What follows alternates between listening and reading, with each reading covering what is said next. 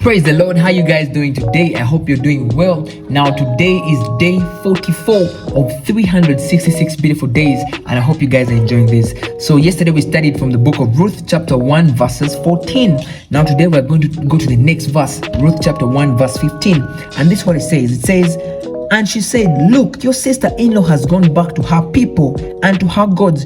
Return after your sister-in-law." Now this is Naomi telling Ruth because Orpah had gone. Now, two things to note here.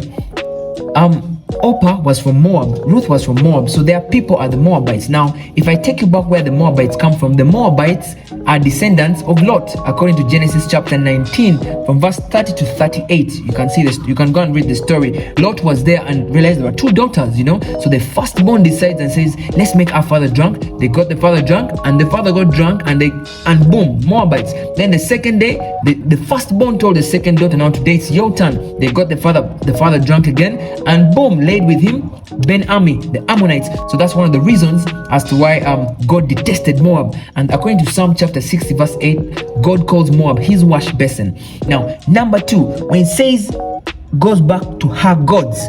Now, in Moab was believed to be a place of high evil activity. There was prostitution in Moab, and they also used to make child sacrifices to a god called Chemosh. So Orpah going back meant Orpah going back to worshiping those evil gods. It meant Orpah going back to the place of her ruins. And friends, let me tell you guys something. Every time we go back to the things, every time we go back away from the presence of God, we go back to the things God has saved us from. For example, Simon Peter went back fishing. God had gotten him way back from fishing, but when things became tough, he went back to fishing.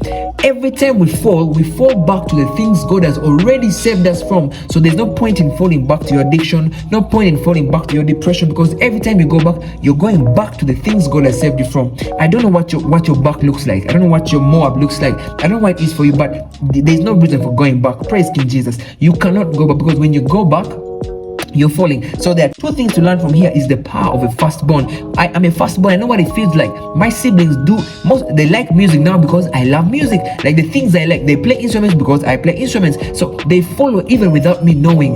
So I have to be very careful. So if you're a firstborn out there, your behavior and conduct is really, you have to know what you're doing, because you might lead the others astray. Secondly, every time we fall back to the place of our ruins. So be careful not to fall back to the place of your ruins, because it will be harder to come back. Tomorrow we shall be doing Ruth chapter 1 verse 16, which many of you guys know, and you will be blessed. God bless you. Bye-bye.